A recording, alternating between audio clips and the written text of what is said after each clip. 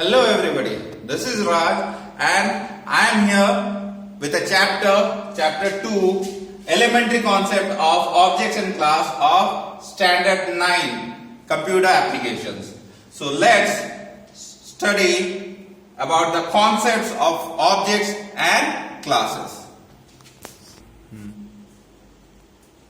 So you see the definition of class in Java. What is class? A class is a blueprint or prototype that defines the variables and methods common to all objects of a certain kind. So if you see a class, it's a blueprint. Means just take an example. If you are having newspaper industry, there is a blueprint of the newspaper, and from that blueprint a lot of newspaper comes out. So that blueprint, what is there in the factory, the machinery part, that is called the blueprint, that is called the class. And from that a lot of newspapers comes out. So that newspaper which is coming out to each and every home, that is in fact object. So class is that blueprint which will define variables and methods common to objects of certain kind. All of the objects having some common variables and methods.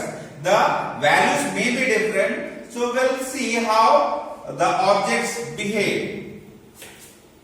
Then what is the definition of object? Object is an instance of class which possesses a common state and behavior. So object is instance or an example of class or a outcome of class from where they possess two things. One is state and behavior. If we talk about state, it is represented in Java by member variables. If we talk about methods, it is represented by behavior. So another definition of object, you can also write object as software bundle of variable and related methods. So variables and methods, they are bundled in a software, and that software bundle is called object. Then what is the relation between class and object? As I told you, class is the blueprint from where objects are created. So class is the blueprint of an object, and likewise object is an instance of a class. Instance means is an example of a class. It is the outcome of a class. From class that object is created. Then next, what we define in a class determines what an object of that class would look like. When you define anything in your class, that characteristic would be part to the object, and the definition in the class by means of member variables will be shown in the object, and the methods will show what the things it is capable, what the object would be capable of doing.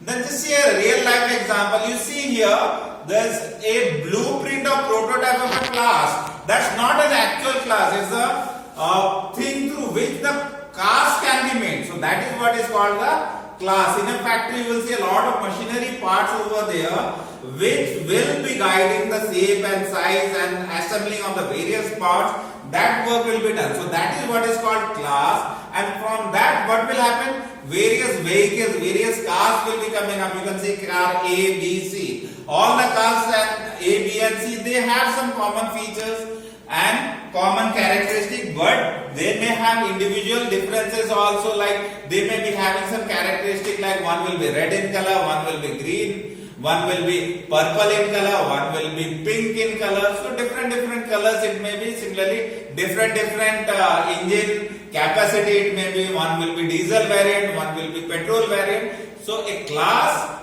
is one from which the related objects are created.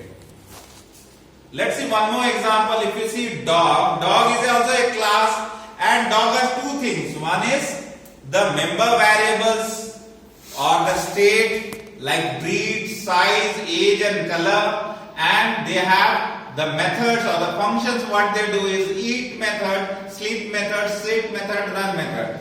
So if we see here, three dogs have been shown. One is the Neapolitan Mastiff shown by the black color, then there is a breed Maltese, then another one Chow Chow. The size is large, another is small, another size is medium, age 5 years, age 2 years, age 3 years, color is black, color is white, color is brown. So these are what? These are the state, or these are the member variables. The member variables may have different values, and all of them have some functions. All of them do, like they eat, they sleep, they sit, they run. So this eat parenthesis, sleep parenthesis, sit parenthesis, run parenthesis, all these are methods, and the top one are the variables. So that is how a object terminology is in our real life example.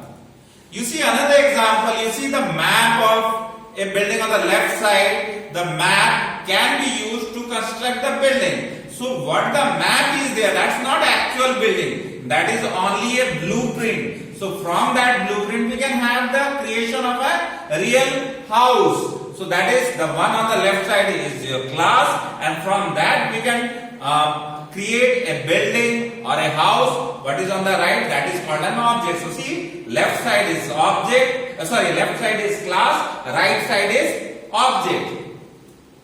Then very often a question will come, why class is known as object factory?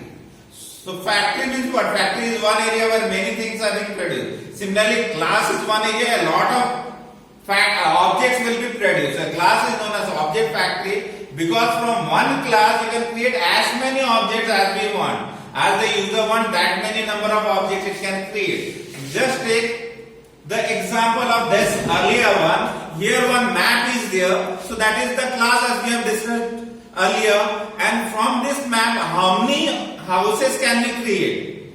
Can we create only one house, or two houses, or 5 houses, or 10 houses? No, we can create as many houses. We can create 10, 100, 1,000 with the same map at different places. We can have lots of houses being created. So that is how a class can result into a lot of objects. It can produce a lot of objects. So that's why a class is called an object factory. From one class, a lot of objects can be created.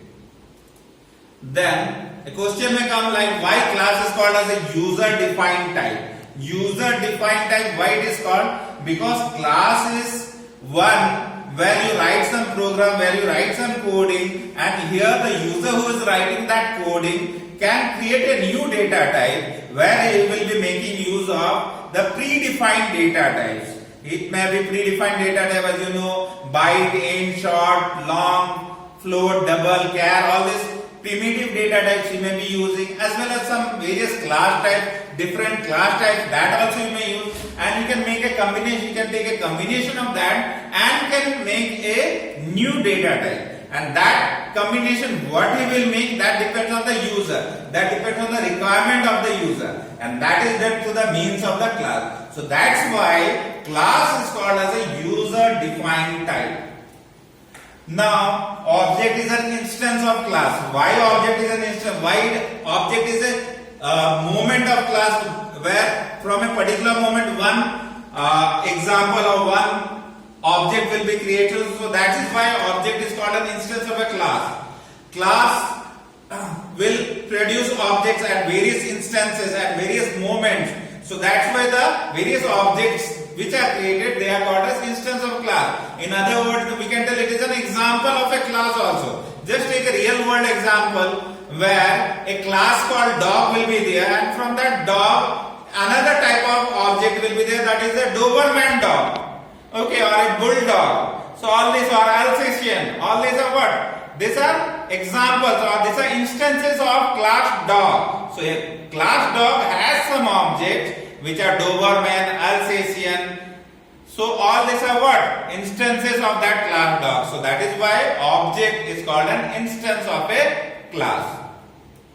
So this is what we were having in this class. So just go through all these videos and make your notes and try to follow all these things and write down in your copy. Till then, bye bye.